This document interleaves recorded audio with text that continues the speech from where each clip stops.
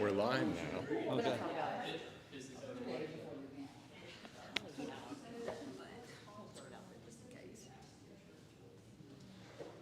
All right, if y'all know me very well at all, you know that, and this mic is because we're live, so everybody knows Rick Godley is streaming this for us tonight. We appreciate it. Appreciate you being here tonight. I didn't know if we'd have one person, 5 people, or 50, but I'm so glad that you're here and appreciate you being here. The whole purpose of this is for us just to have a conversation. I was literally getting my hair cut one day, and 2 or 3 of the barbers in there were saying, well, you know, we want to do this, we want to do that.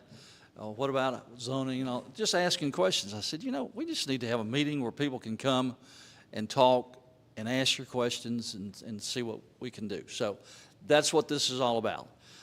Real quick, we're going to kind of go around the room real quick and let everybody know who you are, if you don't mind. I'm first. Greg Parks. Melanie Parks. Jamie Dindy. Katie Crass. Scott Boatwright. We'll come back around. Deanna LeBlanc.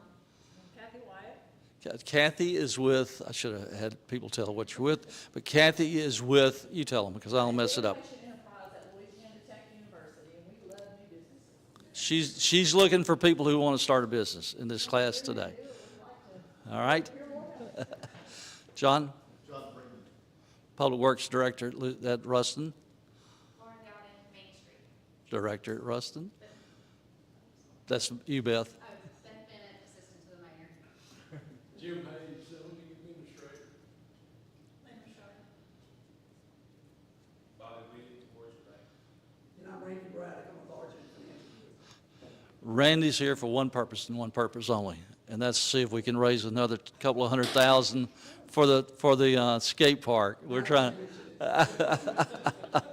No. So literally, we have no agenda. I just want to talk. If you've got questions, we want to try to answer them. I will tell you that from a city of Ruston standpoint, we would love to have more businesses start in our city. I go to other cities all the time, and there's a lot of, I try to go to cities about our size. And there's a couple of things different between Ruston and those other cities. One, our downtown, Lauren, is full, basically. I mean, we have 3 empty spaces, I think, but 2 of those are already rented, but they just haven't opened up what they're going to do. So we don't have much available downtown. But we still would love to have some businesses start and locate downtown. The other thing is most cities I go to have lots of vacant spots, and therefore their rent is super cheap because it's not, I mean, I went to Laurel, Mississippi. I actually worked there 50 years ago. Went because my wife had seen the show, what's the name of it?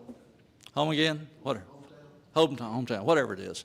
And it was, I mean, I was shocked. There was 50% of their stores were boarded up, you know. But that group that's doing the homes and all, I mean, it's a big thing for them now, and they're getting a lot of tourists coming there. But their rent is so cheap. I talked to several people, and I mean, it's a space here that's $1,500 a month, there is $500 a month. So that's one of the big things.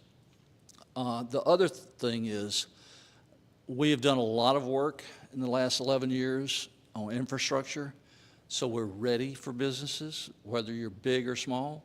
We're ready for you, but also what most people forget about is in 2024, the sports complex had over 500,000 visitors come to the sports complex. Now, about 400,000 of those are on weekends only. So those are people who are coming from out of town, which guess what?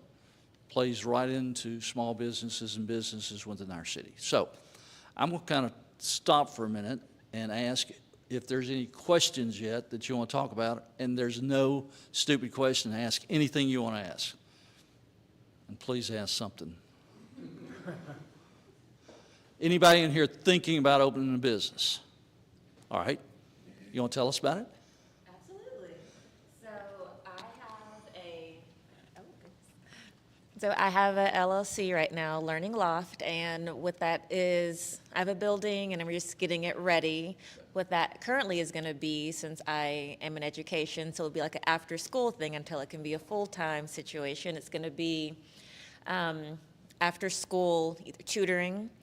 I'm currently seeing so many tutors that need a space to go. And what a great way to be able to have a space to tutor your kid. And not only that, if you're bringing your child, I have a parent lounge. And so the parent can sit there. I have a very spacious space. So if you have other children, bring your other children. You don't have to worry about there being too loud, or that you have a space where they can go and play. On the weekends, we'll do mommy and me classes. Socialization of not only kids, but of parents is a big deal. And I know, like in Ruston, as a mom and as a teacher, I would love to see more things for babies and toddlers. And, you know, I see so many moms getting together and we want to gab, we want to talk, while the kids gab and talk. And to have a space where we can all get together, bond not only with our children, but together, like, it's a really big community-based and educational kind of space, which could obviously expand to, you know, birthday parties on the weekend. We have a big outdoor space where we'll have bouncy houses and just a great environment for everyone. We are located on Highway 80. We're around where the new Family Dollar is being built. Yeah, and so we're gonna have, like, work on our landscaping and I love presentations, so we'll have like, it'll be colorful and just really welcoming and inviting, and I just want everyone to have fun. That's great. And to bond, and Yeah. to know that we have a place in Ruston where we can all do that. I love that. Have you been to, by any chance, Ruston Music? Yes. So who's been to Ruston Music in here? Anybody besides, anybody else? Ruston Music is across the street. It's on Dan Hollingsworth Way. It's across from the KXKZ, right across from City Hall. And it's basically what you're talking about, except they teach music classes. And instruments, I think piano, did somebody else go that, do what? Voice, violin, stuff like that. And it's the same concept that you're doing. And I thought it was so cool when I went in there, because I played in the band when I was in high school, but I wouldn't know where to even start. In fact, Julie, our CFO, got a cello, did I say that right? For Christmas to herself. Don't tell her I said that. Oh, we're on live. Oh, God, dog. Anyway, when I came in and told her about it, she went, oh, I wonder if they've got somebody that can teach me that. I don't know, but I bet you they will. They'll find somebody. So I love the idea that you can, all different kinds of stuff. I had never thought about music, tutoring, yes, but I don't know of other tutoring places in town. Piggybacking off of that, anybody else? Comments, questions? I know you've got a question. Tell a little bit about what tech can do. Put you on the spot. Okay. So Louisiana Tech has a tremendous amount of resources that are supporting and helpful to startup and growing businesses. Within our division of the university, the Innovation Enterprise, our focus is a little bit specialized on higher growth businesses, the kind of business opportunities that can become more powerful when they get aligned with the university. And something like educational and learning is not necessarily out of the question of being the type of business entity that could do something like that. But we try to help businesses find ways to engage in ways that produce bottom lines for lots of people, for obviously the business owner, for the customers that are involved, but if we're involving with you at the university, we're also finding a way to either make a really meaningful experience for a student that might get engaged with your business some way through either like employment or an internship opportunities, or if we can connect you with a faculty member that might have a lot of expertise in the area that you're working in, and then that faculty member could perhaps serve as an advisor or a consultant, or maybe you could work together to collaborate on a research project that could help you grow into a new area of service that you might not have imagined before.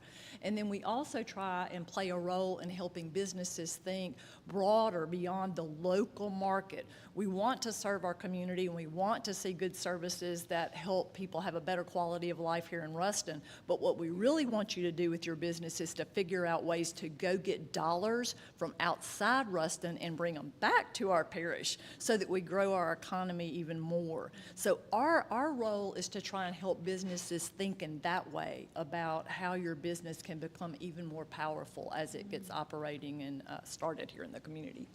All right, perfect. So I'm going to ask you any questions there. I'm going to move into the second part. Any other questions right now?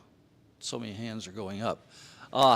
We have, what? I want to say, do you think people really know about how business-friendly Ruston is, that Ruston does not have like business licenses and permits that some other, it doesn't mean that you're not responsible about how you conduct business, and you see to it that people get certificates of occupancy and those things that have to be in place to operate a business in a friendly manner, but you're not putting up all of the hurdles that some of the other cities have. And I don't know that people recognize and know that. And that's where we're fixing to go next.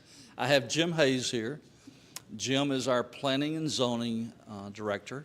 So usually when somebody says, hey, I want to open a business in Ruston, or they say, hey, I've bought this building, I've already done some work on it, and I say, have you talked to Jim? Because, I mean, you can't put certain things in certain areas. Jim, did I say it right? So my first suggestion, if you're thinking about doing a business, is to call Jim at our Public Works facility number, which is 251-8644, 701 East Tennessee Avenue. 251-8644. And talk to Jim. Tell him where you're wanting to locate, or ask him, where can you put, like, I can't think of something right now, but like if you want to, yeah. Yeah, I'm about to say, you know my dad. You're Patrick's daughter. Yes, I'm Patrick's Her daughter. dad called and Yes. verified everything and Yes, was sir. going through the process. Yes, sir. So that's one of Jim's main job, is to be able to tell people, and he knows the rules better than anybody in the world. He has a computer that he can use occasionally if he needs to, but he's got it all up here. But he can tell you if that business that you're wanting to start can go in that certain place. Like, I had somebody say, hey, I want to put a bar in downtown Ruston. Well, when we passed liquor, we passed it to where you could only have one standalone bar. So you can have a restaurant and a bar in that restaurant, but a standalone bar only, you can have one in downtown, and you can't have one within a quarter of a mile in any direction, okay? So this person was thinking about one right almost next to the ones here now, and I went, won't work. But Jim knows all of that. If he doesn't, he can find out what you need to know from that. John Freeman is our Public Works Director. He can get you to the right person as far as, is there water there? Is there sewer there? Is there electricity? If you're fixing to put in something that high electrical needs, then we need to be sure we have enough service there, or what we have to do to get it there. Water and sewer the same way. I mean, people think, oh, there's water everywhere. Well, yeah, there is, but if you need, 10 million gallons a week or a month, we're going to have a different size line going to it. So those are the kind of questions you need to talk to them about, to John or to Jim. Lauren is our Main Street Director. So anything in downtown Ruston, and I know that's a really hard definition of what's downtown Ruston, but it's basically a couple of blocks south of the railroad track. It's north to Colorado or Florida, I guess. Colorado. Which one? Carolina. I knew it was one of those states. Carolina. And then east, where it used to be to Bonner. But now we're stretching it because of the new development that's going down, right to the east of us. And then west is basically Monroe Street. So let me talk for a minute about what's going down on the other side of the farmers market. That's a development that's taking our old diesel power plant. We used to produce our own power. We don't now. While I'm thinking about that, we have the second lowest electrical rate in the state. So that helps you as a small business also. But they're taking the old diesel power plant. There'll be 18 townhouses, condos, whatever you want, apartments, whatever you want to call them, in the 2-story, 3-story building. Then they're taking all those other buildings, and there's room for like 5 or 6 different retail type stores or retail outlets. So there's room, there's 2 specifically designed for restaurants, kind of upper end restaurant. But then the old water tower, or the old water tank, which held 1 million gallons of water, is now going to be 2 or 3 different stores or restaurants in there. So it's a great place to start. That's Michael Eccles, but that's the kind of development we love to see because it opens up more room for people to come and have different kind of stores. Yes, sir. Is the Amtrak station still going to count? I know, you told me I had to repeat it. Is Amtrak still coming to Ruston? It is on, if you go to Washington, D.C., and you look at the map on the wall, yes, Ruston is pinpointed as one of them. When? We don't know yet. But if you go down to the farmers market and you take a right between the farmers market and that development I was just talking about, it's a cul-de-sac basically, and right, that's where the platform will be. Great question. Others on that? All right, John, you got anything? Lauren? Come on, Randy, what you got? You got a question, I know, or Bobby? Well, no, I'm kind of on what Kathy said. What we do is we try to invest in job creators. And so we're looking for ways that we can support business owners who are going to, start new businesses. And so we like to, invest in your business, invest in your people, invest in your community, invest in yourself, right? So we're try to be a long-term part of that. And so that's really the value that we could add is we'd come alongside you as a business owner and help you think long-term because, the big risk is, well, what if you fail? Okay, well, you can start over, but there's a bigger risk. We submit the what if this works? What if you succeed? And so then you need to be thinking quite differently about that. So we'd love to help you with that. We've got some success stories of ways we work with people in other states as well. Pass it over to Bobby. Bobby, tell us what the banking industry in Ruston can do, especially Origin Bank. Sure. Origin Bank, we are big supporters of small business. That's the backbone of our business, is small business. And what we provide is one of those things that's usually the biggest hurdle for someone who's basically getting started in a new business or a business startup is cash, it's financing. That's what we provide for capital purchases, whatever it may be. If you want to purchase inventory, if you want to purchase a building, that's what we provide. We provide those services to help you get started in that arena. And if we can't provide it, we like to hook you up with someone who can provide it. Sources at Louisiana Tech, at ULM, in Shreveport, whatever it may be. We provide a resource. And we're located now in downtown, so we're happy to be downtown with all the other small businesses that are downtown. Yep. And we do have a really smooth and easy transactions, I guess you should say, within our city as far as getting licensed or getting your permits and all of that. If you're building a building or something like that, we have all the heads of the departments come together and we have a pre-construction meeting so that you hadn't got to go to 6 or 8 different places. You can go to one place. So we really feel like we're super business friendly. We try to be, and that's one of the things that we want to do. So I'm going to give you a story, but anybody else have a question? I have a question about something you said. Okay. about the availability of buildings and stuff, and this is kind of for Lauren and Jim. We live in the Feasel Apartments right over here, and we live on the back side. The front side, it faces out on Park Avenue. And I talked to our landlady one time, you know, if we thought of a business, could we run a business out of one of those apartments? And she said she didn't know why not. And so we've kind of, I kind of told her that the one right behind us, if it ever came up, I'd like to think about it. So it's not going to be a bar. But she has a couple ideas, and I'm just wondering, are those apartments, would we be able to turn one of them into a business? We're fixing to ask the man that knows all about it. It's the reason he's here tonight. Yes, I suspect so. I'd have to see the layout of the building. You'd have to have access to the street. Then you would have building code issues, depending on what the facility or the building was used for before. So if you're interested, come see us, and the building official and I can look at all that. But core downtown is the zoning for the downtown of the city. And it's a mixed-use type zoning, which allows businesses and some residential. So if I had to guess, I would guess yes, you could, but we'd have to look at the layout and look at stuff. But it's. I didn't expect a clear answer, but just an idea. So I appreciate it. Yes, sir. Other questions?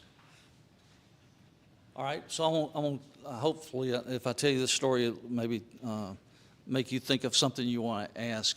My wife, who's not here, she's on the beach with her son and daughter-in-law and our two-year-old grandsons. But I'm not going to, well, she started her business when she was 60, okay? I mean, most people don't wait till they're 60 to start their business, but she started it. It's a Bloody Mary business that she was literally cooking at her house in Monroe. We got married. We started bottling it every weekend, and after about 6 months, I went, that's it. We got to find somebody to bottle this stuff. And she had no idea, anybody that could bottle it, she had no idea what to do. But she called a friend of mine in Baton Rouge and said, and she'll tell you, I didn't even call Ronnie to see if it was all right. I just called him and asked him. And he hooked her up with LSU because it's a food product, it's cooked, it's bottled, and they tested it, and they did the labels, because you have to have the nutritional labels, all that kind of stuff on it, and then they suggested a bottler, and it happened to be Panola Peppers in Lake Providence, which is only about an hour and a half or 2 hours from here. It seems like it's farther than that, but it's really not. But it was a great connection because they did a lot of Panola Peppers. That was what they started doing. But it was kind of bottler that could bring in someone like her that didn't need to have 10 million bottles bottled at one time. My point to say all of this is, if she had been worried about, finances or all that kind of stuff, if she hadn't have researched and done her homework on it, it wouldn't be successful as it is today. But she stepped out. She went the route of going through LSU, doing it correctly. Now, have there been ups and downs? Absolutely. I mean, one bottling, and when I say a bottling, that's 4 pallets, and there's 55 cases of 12 bottles per case, so do the math, a lot of bottles, and it was too salty. According to her, it was too salty. Tasted fine to me, but it was too salty. And we found out the hard way. We didn't tell them this is the range of what the salt content, they test it as they're cooking it. So if we had told them that wouldn't have been a problem. They would have known. But so you have those kind of problems that show up. But I guess what I'm trying to say is you're never too old to start. Yes, you're going to have ups and downs, but I promise you, you just got to do your research, know what you're doing, talk to people like this at Tech and others, talk to your banker, and find out, what your limits are as far as how much money can I borrow if I have to borrow money. Those kind of things. What am I going to use for collateral? Bobby, I'm missing a lot of the questions, but you know what I'm talking about. So I would encourage you first, if you've got a product or something you want to do, like yourself, map it out, write it out. My wife, never did a business plan because she didn't want to. Her son, finishing at Tech, he wrote one for her, but that's important, to have some kind of business plan so you know the direction you're trying to go. But from a city standpoint, I want to go back and say it again. We will try to make it as easy as possible to open. Anybody have a comment or question? Well, this is a question for everybody who chose to come out here tonight and respond to the call. What apprehension do you have that's preventing you from taking whatever that next step is, if you want to share that? Wow, great question. Anybody? John, I thought you were raising your hand when you were scratching your head. Anybody?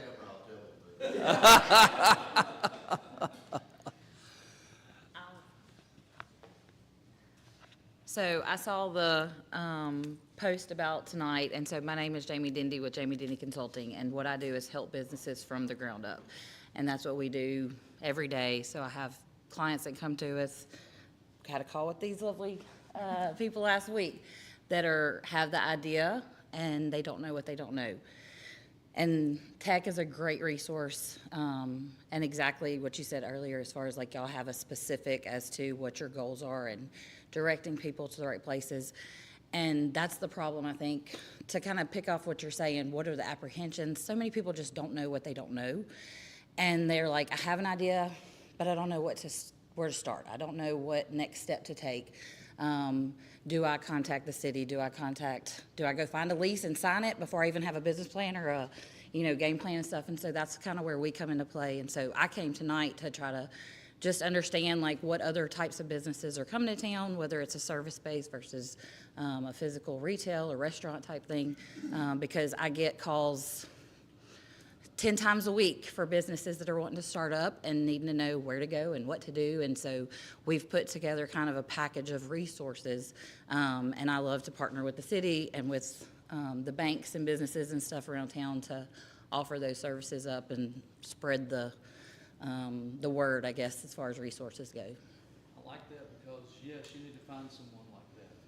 You're a CPA too. We have a CPA in office, but so we do mainly accounting, QuickBooks, and training, and keep up with what you're saying, like knowing your numbers so that you can take your business plan to the bank to get the financing and find out those things, and then turn around and help you with tax strategy to keep your taxes down also. And I'm going to jump off that and go to the next thing that I think everybody needs, and Rick, maybe you need to be talking about this one.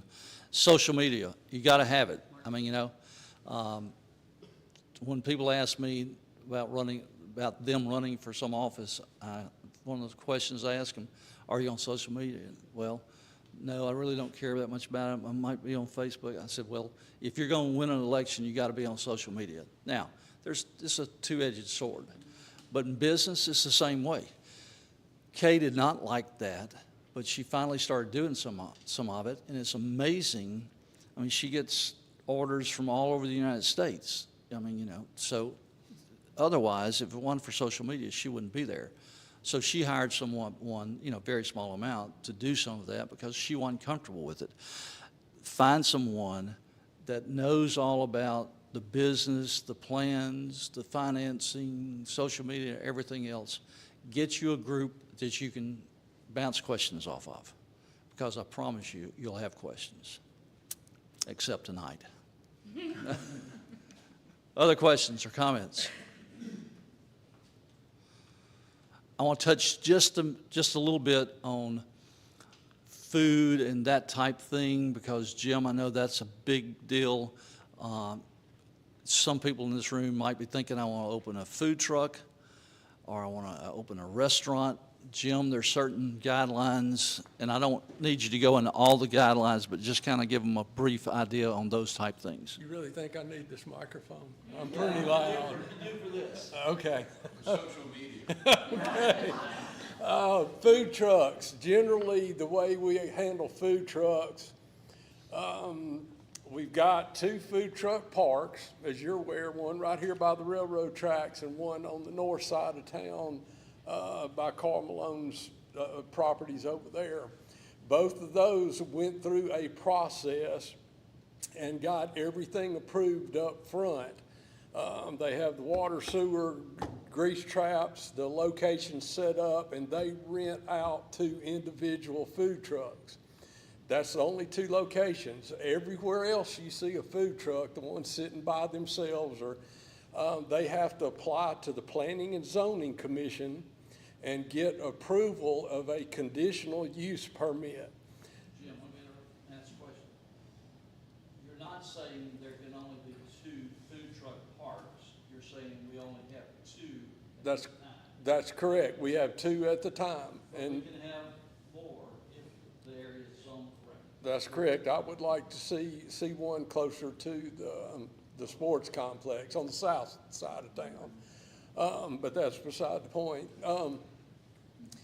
The food trucks have to get conditional use approval. They submit a site plan, they submit menus, they submit pictures of their units. They have to get approval through health and hospitals, but the Planning and Zoning Commission looks at it to basically to make sure it's safe.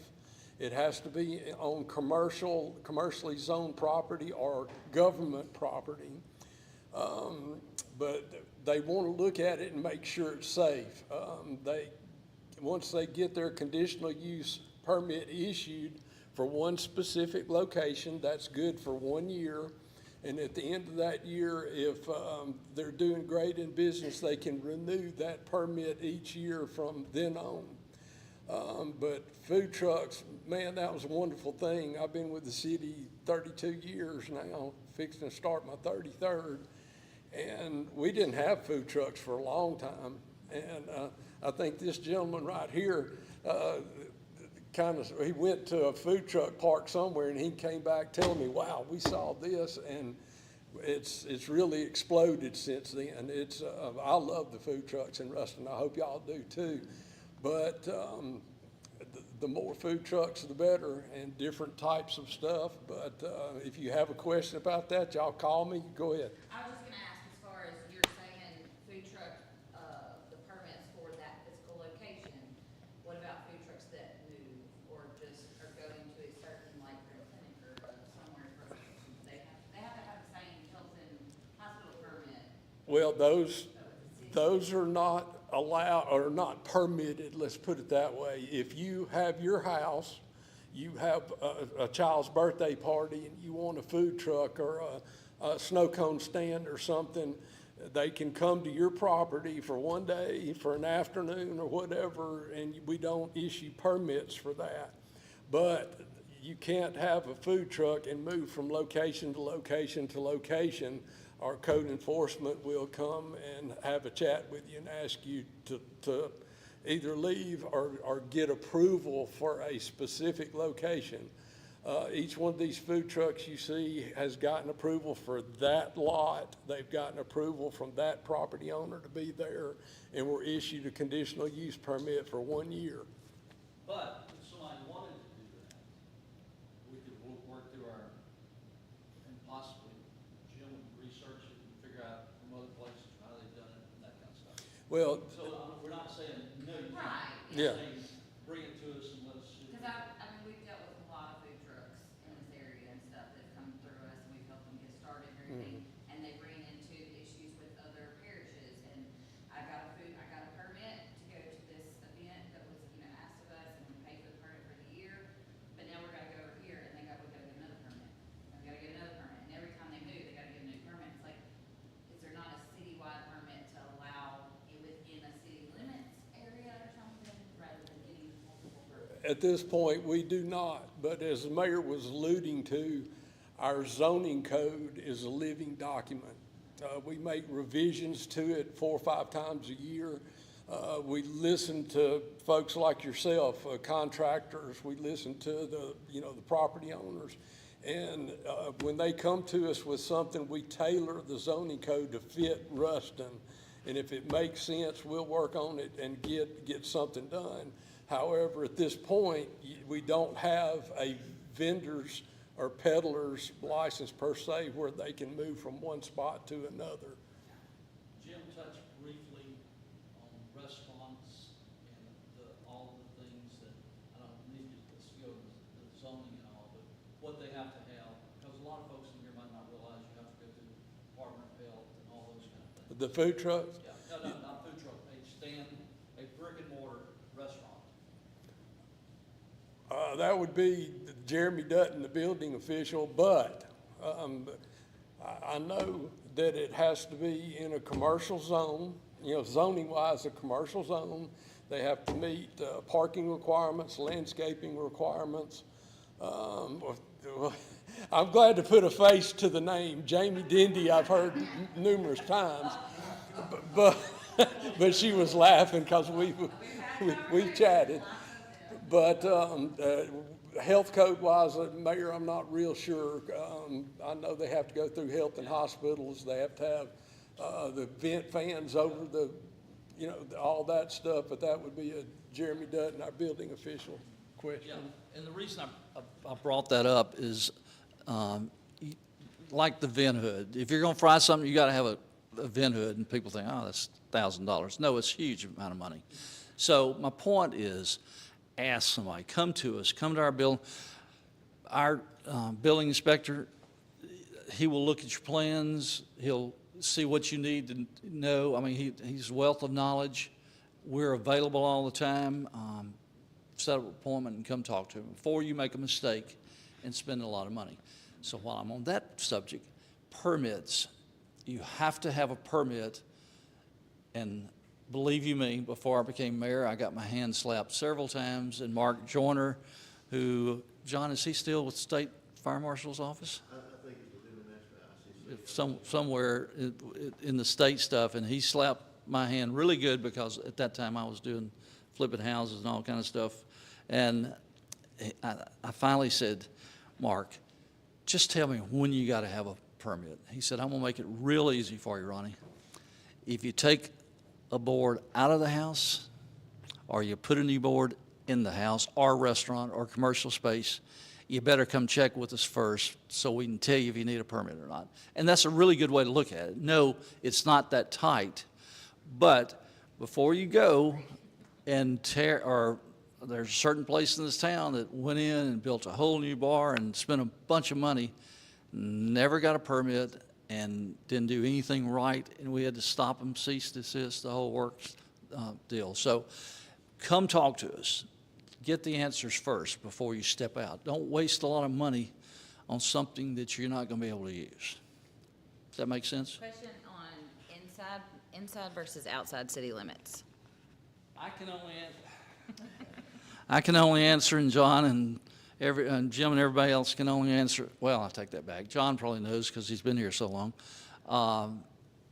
We have our building code and all that. We have planning and zoning. The parish has some. John, you want to try to address that? He was hoping I wouldn't ask him. Well, no, that's fine. Again, I would say that's a police jury question. And I feel just like you're better off, and the old adage, we're from the government, we're here to help. All right, it takes on, it's become a joke. A lot of people, a lot of places. But sincerely, as the mayor alluded to, set up a time, set up with Jim. We'll bring every department head, every department representative, all the way down from the fire chief, the fire department, police department, whomever. Sit around in our conference room, just bounce questions back and forth of, and we'll try to address them and see what the code speaks to. What it says and what it doesn't say sometimes, and that's just as important as what it doesn't say or versus what it does say. But again, building official, and we've had them before where, depending on the type of business, we invite a representative from the State Fire Marshal's office. Get answers at that one place, because as the mayor said, it's a lot easier for us to try to figure out, work with a developer or business to figure out, is there a way to work that out up front as opposed to, wow, kind of paint ourselves into a corner? We'd love to say yes, not no, and we will work with you. As far as parish or city, I would suggest the same thing as we're suggesting for the city. Talk to Courtney Hall, see, because I don't know much about their zoning at all. They're totally a little different as you. Yeah, yeah. Oh, absolutely. What I would suggest, Ruston, we have our zoning, we only work within the city limits of Ruston. We have planning and zoning, we have the building inspections, the building codes, I think, are the same all over Louisiana. We follow the same stuff, but unincorporated areas of the parish, if that's what you were getting at, are handled by Lincoln Parish GIS office or the police jury, which Lincoln Parish GIS is the permitting agency for the police jury. Municipalities may or may not have the incorporated areas, Shudra, Simsburg, Grambling. I'm pretty sure they all have their own zoning and inspections that they do in their municipal city limits. But everything in the unincorporated areas is through Lincoln Parish GIS. And that's Jackson, Matthew. Jackson, yeah, or Jackson Matthews. Yeah, I knew I had it one way or the other. All right, last thing I want to talk about, and I hope it'll bring up some other questions.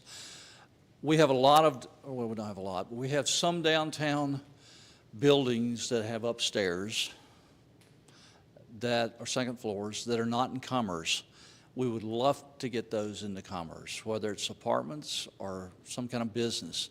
I was elected 11 years ago, so the first year I had Butch Browning, at that time was the state fire marshal. I had him to come in, and we met with all the downtown owners of buildings that wanted to meet at the Dixie. He talked about, what we could do and can't do and all that kind of stuff. And my question to him, the reason I invited him up here, the question I had for him was, I see Natchitoches and I see other cities doing a lot of downtown upstairs development, and we seem to have a hard time with it. He explained to us what we needed to do. Now it's much easier, and this was what he told us. If you have a question or a concern, call me. I'll have somebody there within 24 hours. The corner, and I don't guess you mind me telling, but Louise Adams, when they were doing their upstairs, they were having a really hard time. They, not the construction, but the architect, was trying to get something figured out, and she called me and said, Ronnie, you said one time that he would come. I said, absolutely, I'll call him. I called him. He had somebody up here the next morning. It took him 5 minutes, and they had a solution to the problem. And it's a beautiful space now. So ask. I'm just going to say that again. Ask, call us. If we don't know how to fix it or some way to work around it or whatever, we know people that can help us do that. All right? Last request for questions or comments. Who would we get with to find out what upstairs areas might be available to try to do something? Lauren, if she doesn't know, she will find out. We can just kind of drive like the old Rogers Furniture store on the corner of 167 South and Mississippi that has an upstairs. And the reason I'm mentioning that, not because my son and group own it, but because the state fire marshal said that was one, because it's already sprinkled upstairs. That's one of the most expensive pieces. Jim, am I not right? The sprinkling part. That one's already got fire protection upstairs. The other one that was the absolute best was Sundown, the upstairs for that one. Why? Because it has an entrance on the front, and the ceiling in that building, first floor, is concrete. So it's the floor of the second floor, and so you don't have to, or at that time, I shouldn't say don't, at that time you would not have to sprinkle upstairs because of that. or downstairs because of that. You would only have to do a back entrance. The children's shop upstairs there is available. Help me out, people. Jim, John, Lauren, Beth. The old Harris Hotel? Harris Hotel, that's, there's two. There's actually two old hotels. Harris Hotel's on 167 South. Some people own that, and from what I hear, they're going, have they been talking to you? They're working towards some plans to do something there. The other hotel was above where the Fashion is now on Railroad, no, West Park. That's got upstairs. There is a group of 3 couples, one group, well, a couple from New Orleans, a couple from Baton Rouge who are from here, and a couple here are looking at doing that into a boutique-type hotel. Seems like I'm missing one building, but I can't think of what it is. Or maybe I'm not. Oh, the upstairs of, well, half of the upstairs to what I call the Accent of the East, that's what it is, building right there on the corner of 167 South. They just painted the front white, 167 South and Mississippi. That building, the south piece, the upstairs is being used. It's divided in half. The north half is not.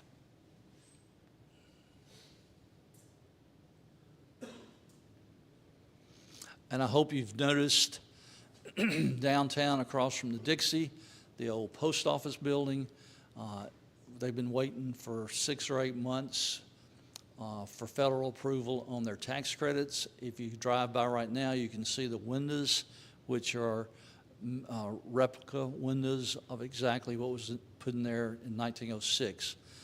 So while I mentioned these old buildings, the Michael Eccles development down to our east, and that one, downtown, most all of downtown, you're eligible for federal and state tax credits. Now, those change from year to year according to what the legislature does, but right now it's around 50%, 30 for the state and 20 for the feds. Lots and lots and lots and lots and lots and lots and lots of rules that the feds have, but it's very much worth it if you can find somebody that knows how to deal with them and work through it. It's worth it. A lot of those old buildings, you can't do those financially without those credits, bottom line. Other questions?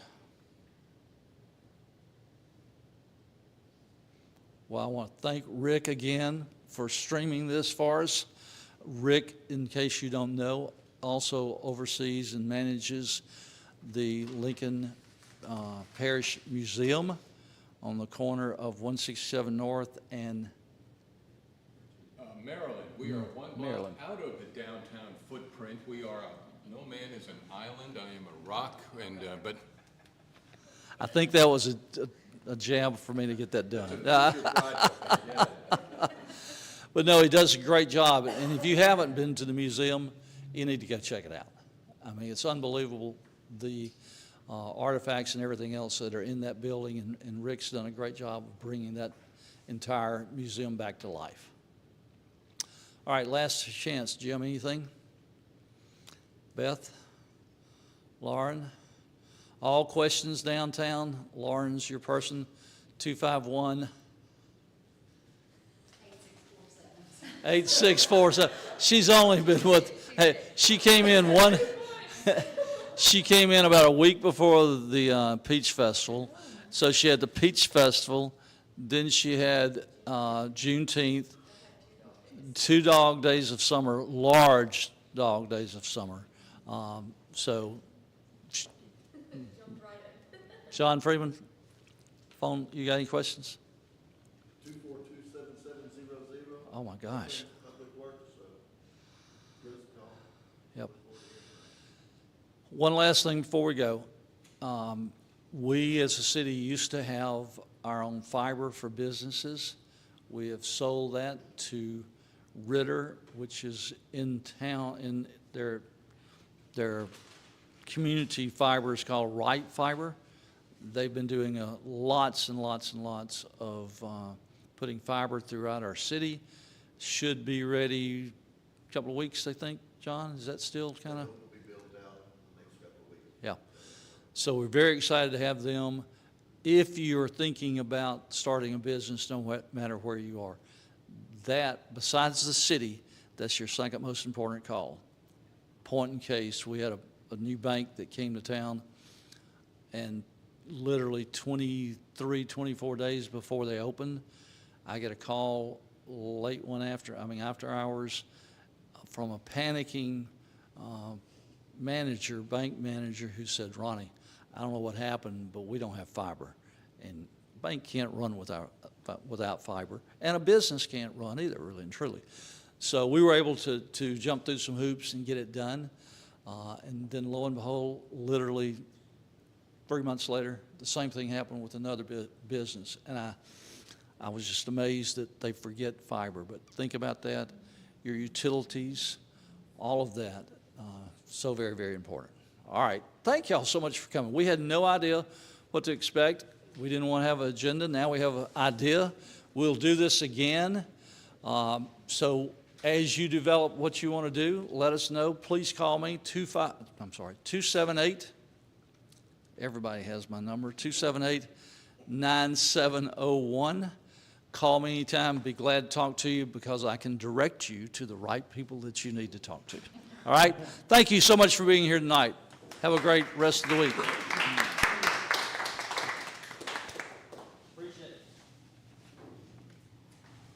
All right, so there you have it, the first Q&A for Dream It, Do It, Ruston. Ladies and gentlemen, thank you for coming. Please drive carefully and arrive home safely. Good night.